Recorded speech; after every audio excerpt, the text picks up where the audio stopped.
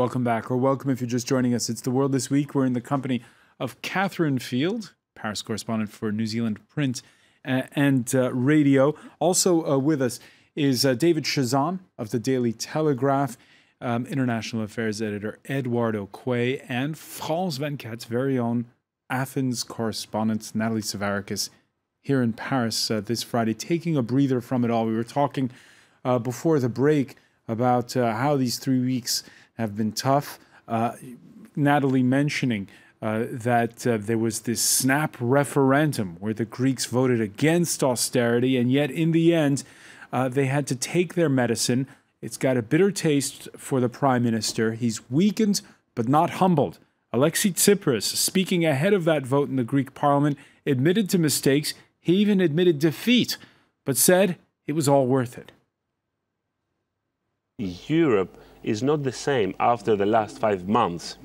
And this minor victory imposed by some people against the small country of Greece will be quite insignificant. I believe that history has many shifts, and I believe that the vision for a necessary change in Europe shall come to a fruition, in spite of the fact that yesterday this vision was defeated. This vision was defeated. David Chazan, Alexis Tsipras saying that the battle was worth it. We've changed the conversation, essentially. Well, the conversation has been radically changed this week with the entry of the IMF into the fray, who essentially are saying, agreeing with Mr. Tsipras, at least in part, and saying that the level of Greek debt's unsustainable. So, hey, creditors, you're never going to get the money back. You're going to have to write some of it off. And so far, the other conversation among the EU members seems to have just gone on as if the IMF hadn't really said that, because it's politically unacceptable for Chancellor Merkel to take a deal where there is debt forgiveness back to her electorate and tell the Germans, well, look, we've thrown a lot of money at Greece, we're just going to have to forget some of it. So it's interesting. I mean, is this really the end of the crisis? If this bailout goes through, as it probably will, we've already had 2 previous bailouts. I mean, maybe, as somebody said in one of the Greek newspapers, we need another word for crisis, because a crisis isn't supposed to last this long. I mean, maybe we've just postponed that inevitable day of reckoning yet again. A day of reckoning for Greece or for the euro? I think for both, in a way. I mean, if things get bad enough that Greece feels that it maybe should leave the euro, as the German finance minister was suggesting also, that might be the best outcome for Greece. Were something like that to happen further down the line, I'm not sure what the future would be for the euro. All right, you were mentioning there that growing rift in South, also a growing rift between the creditors. The head of the IMF spoke to Breakfast Radio here in France. What we heard loud and clear is that the euro area members are not particularly keen to do haircuts. That's what's clear. It's also important to actually make sure that the country is on track, that the debt is sustainable, and that there is a chance of reimbursement. So for once now, the Troika is no longer this monolith, that with that group of 3 creditors. Now there's dissent between the creditors. Well, why has it taken so long to understand that a debt of 317 billion euros cannot be paid? I mean, this is the problem. What's so hard about understanding that? And also, in 2012, the International Monetary Fund restructured some of the debt, but didn't restructure all of the debt. So I think that what's happened... In fairness, the Germans have said the same thing. Only they're saying is that the rules currently of the EU are such that we can't give big haircuts. Well, then maybe you need to change the rules. I think the Germans have little credibility on that because their debt has been, they've had plenty of debt forgiven over the last several decades. So I think they should not speak so loudly on that matter. But the thing is that, to me, this agreement it's not going to work. It's not a sustainable agreement, and we're going to be back in a few months to this business of trying to figure out what to do about Greece. I would also like to say that I never have quite understood why a Greek exit would be such a dramatic situation. Greece really has a very small economy in relation to the economy of the European Union. It would probably be much more dramatic for the euro than it would be for Greece. But Europe has to take a lot of blame for this. Greece should have never been allowed into the euro to begin with. It simply was not ready to be there. And now the Greek people, we've had years of imposed sterility, and what has happened? Has anything improved? No. You can increase taxes all you want, but that isn't going to change anything because there's no money to pay for those taxes. You can cut expenses all you want. Hang on, Natalie Savarakis, on this point, those painful reforms do include things that have been asked for a long time, like a proper statistics body, a proper tax collecting authority. I mean, I'm no economist, okay, I'm a law student, but I think this problem with Greece is it's been dealt with on a one dimension. It's a multifaceted problem that draws on economics, yes, of course, that draws on structural reforms, but it also draws on a particular society.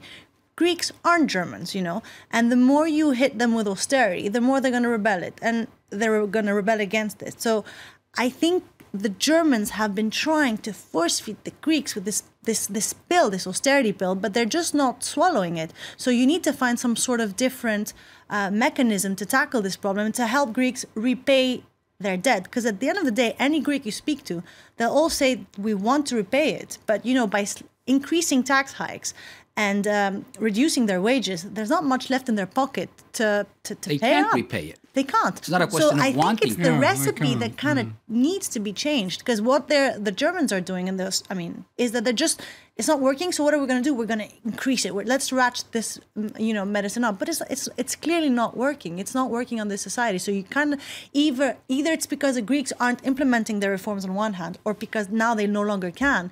You kind of need to figure out some different way of tackling this issue. And I think that's the problem. We're being a bit too narrow. All right, let's look big picture. The impact felt in Washington and also outside of the Eurozone. In the Commons on Tuesday, the Labour leader asking Prime Minister David Cameron about helping Greece in the view of Russia's courtship of Athens. It's not for Britain to bail out Eurozone countries, and we wouldn't do that. But as a member of the European Union, if Greece were, for instance, to leave the euro and wanted humanitarian assistance, I'm sure that this House and the British public would take a more generous view. But sorting out the problems of the Eurozone, which we've always warned about the dangers of this Eurozone, is a matter for Eurozone countries. But she's right about the dangers of Russian involvement. David Chazan? It tells me more about British domestic politics than it does about Russia, Greece, the EU, to be absolutely honest. The Times and the Telegraph, front page stories this week.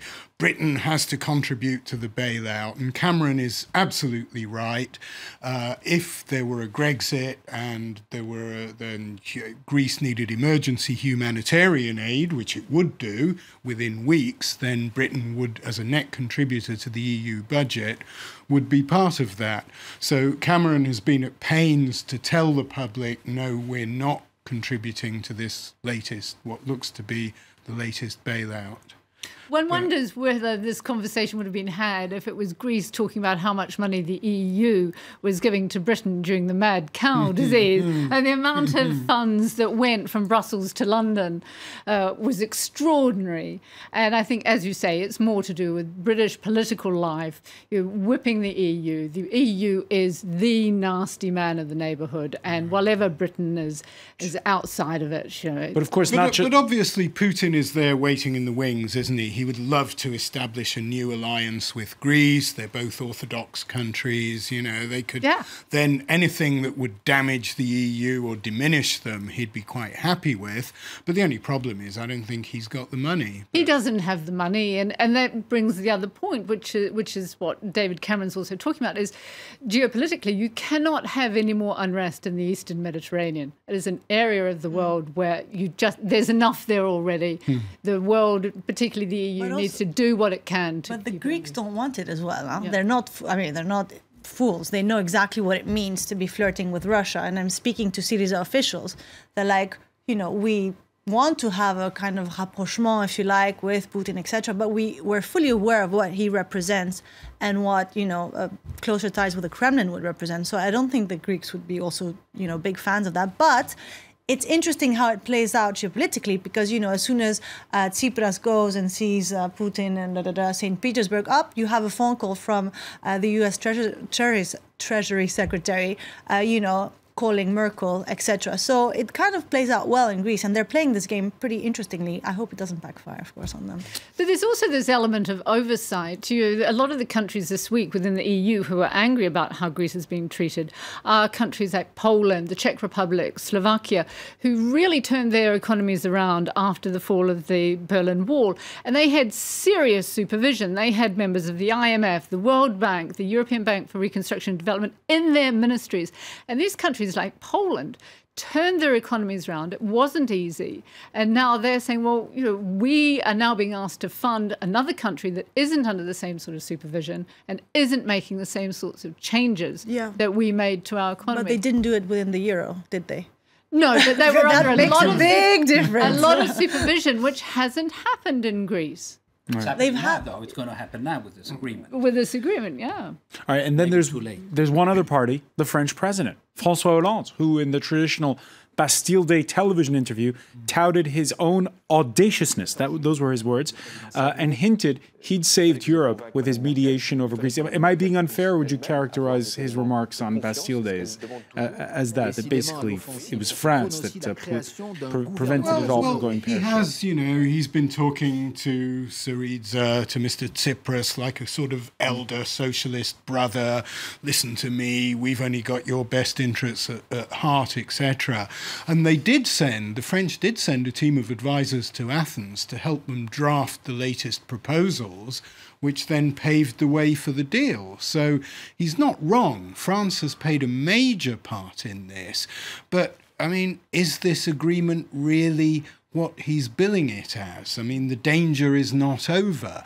And also, the other point is that Greece isn't the only EU country with a lot of debt. France's debt is something like 97.5% of GDP. So France has been living above its means for half a century. Portugal's debt is 130% of GDP. So somehow the EU has to find a way of coping with Greece, if it can, keeping it in the Eurozone, keeping it in the European Union, because otherwise there is a danger that the whole thing can just collapse like a house of cards. And it goes back to what you were saying about should they have been allowed into the club. It was actually the then French president, Valéry Giscard d'Estaing, who said we cannot leave Plato at the door. Well, you know, they got into the EU, the so-called Club Med countries. They then got into the Euro, and France was already back then championing their position as being part of Europe, being at the heart of Europe. So France, you could say, should be up there. Just one word on breaking news coming in. A cabinet reshuffle in Greece. Ooh, Natalie Savarakis, the energy minister, has been replaced. Well, no surprises there. He voted no. The finance minister stays. Yes. This reshuffle, does it further weaken No, I think it strengthens it, actually. I mean, the big question is how does he tackle the internal rift within his own party? I think he needed to replace the ministers. Like the energy minister, Lafazanis himself, was the leader of the left faction within Syriza who opposed this deal. And he needed to because they're going to implement the reforms at the end of the day. So the thing is, my question is this an interim government to take us to elections in the fall? Or will this government last for the next couple of months? Now, we were mentioning that Tuesday interview with François Hollande. the French president, who earlier that same day stood at attention with his Mexican counterpart. Mexico, the guest of honor at the Bastille Day parade, part of a state visit for Enrique Peña Nieto and his entourage. By the way, there were 400 people who traveled with the Mexican president, including cabinet ministers, business leaders, naturally his wife. A state visit that was maintained despite what we're going to show you now, the head of the notorious Sinaloa drug cartel escaping from a top security prison, Joaquin Guzman, a.k.a. El Chapo, whose second big jailbreak included an electrified underground tunnel and a motorcycle. It's Eduardo Cuey. It's a big blemish for the president. Should he have canceled this trip to France? I don't think he should have canceled the trip to France, but I think he should not have been invited to come to France because the human rights situation in Mexico is very in a state of deterioration. And I just really don't understand, unless it's for economic and business reasons, which it probably is, why France invited him at this moment. You know, we've had these incidents with the students that disappeared.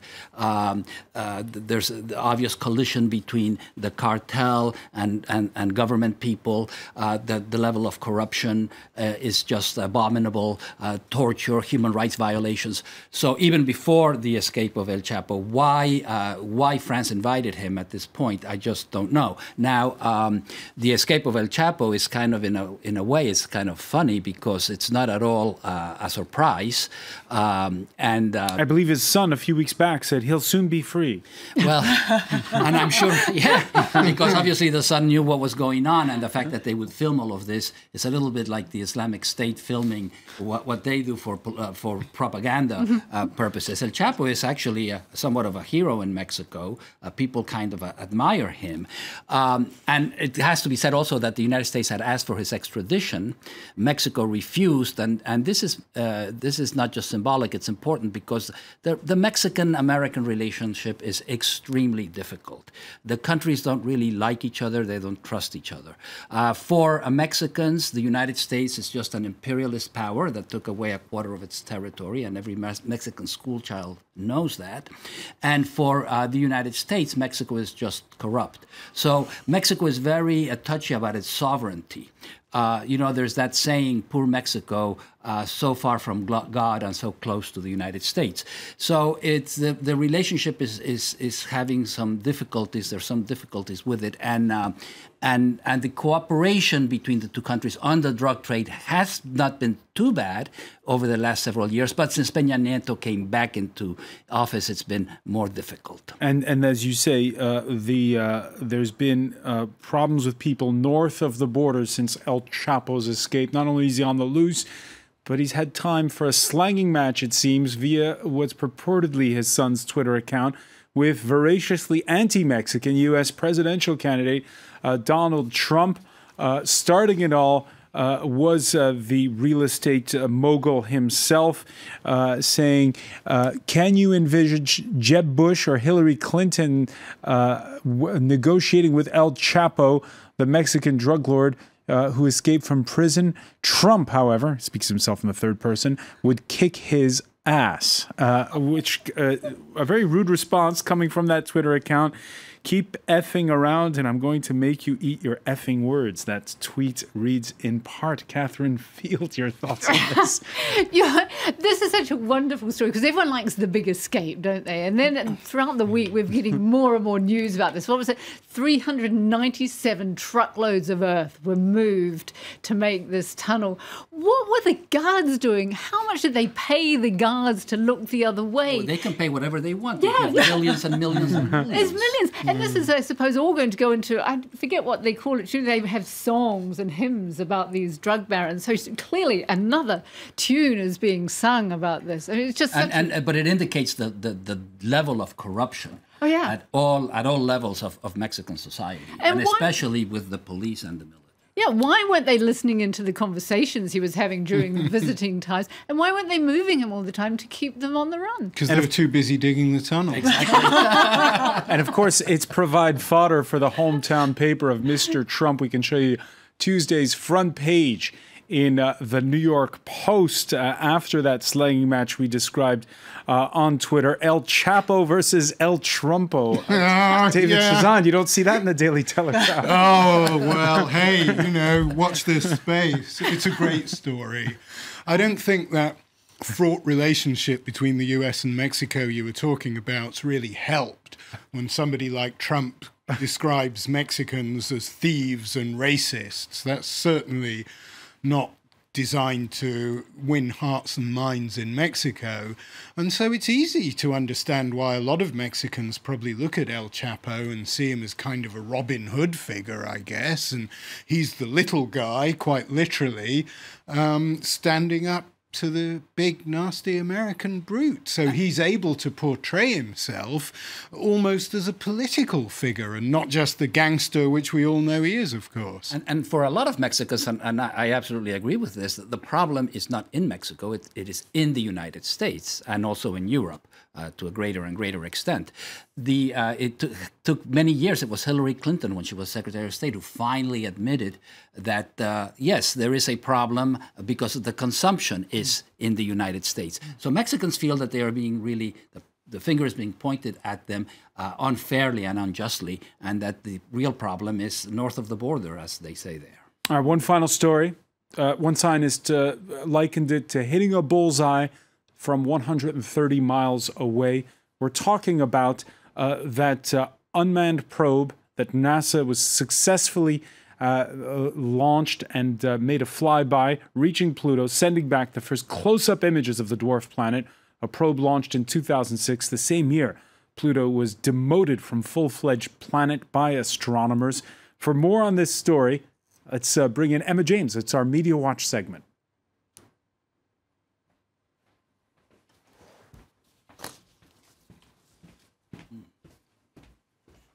And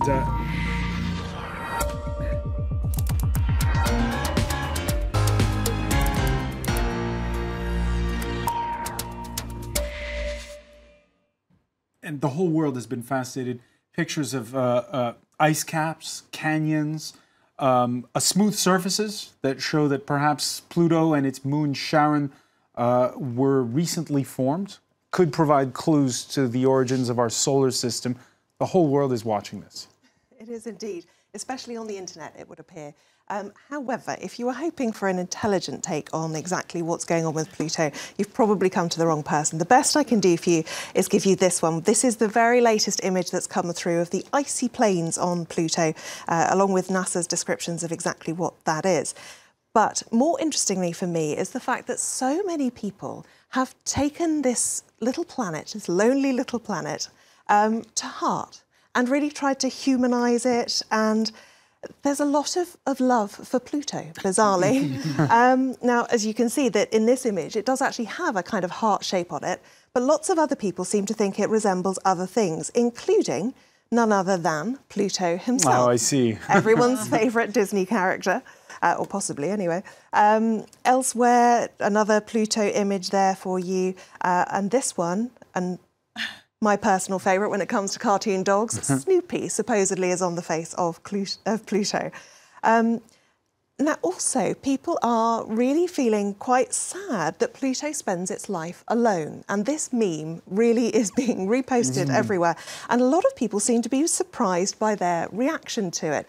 Because as you see, the lonely planet's sitting there on its own, and suddenly it gets this visitor from beyond, and now, of course, that visitor is long gone.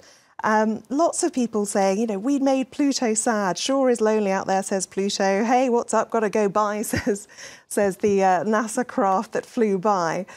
So lots of people really feeling that this is almost rather tragic. Quite why, I'm not sure, because Pluto is, after all, a planet, not a human. But this gentleman says, why is this so sad? Oh, my God, love you, Pluto. Dear Earthlings, thank you for not giving up on me, says Pluto. So it's a multifaceted fascination, isn't it? It's the fascination, as Emma was just saying, with the distance, the sheer distance of Pluto.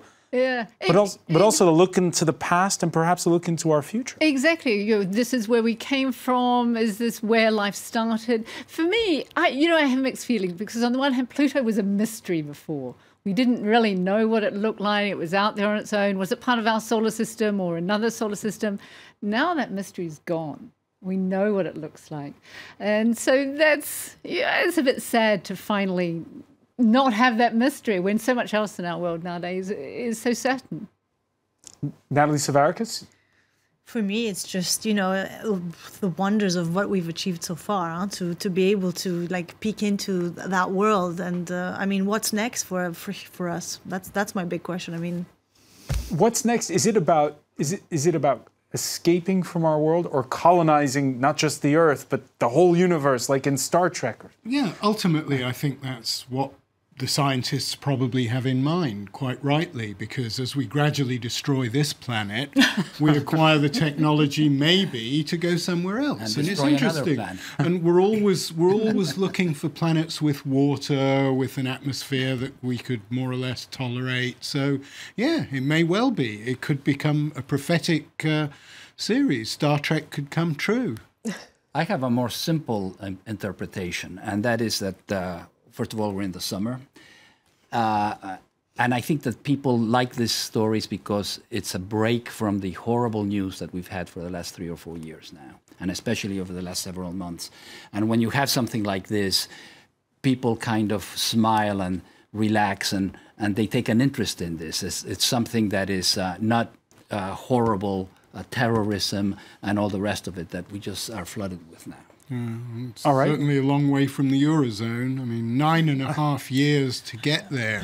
It is captivating. It just fires your imagination, doesn't it? All right, well, we're going to be back on planet Earth, unfortunately, with a new news bulletin at the top of the hour. I want to thank our panel once again, David Chazan, Natalie Savarakis, Eduardo K. Catherine Field, and Emma James. Many thanks to you. Thank you for being with us here in The World This Week.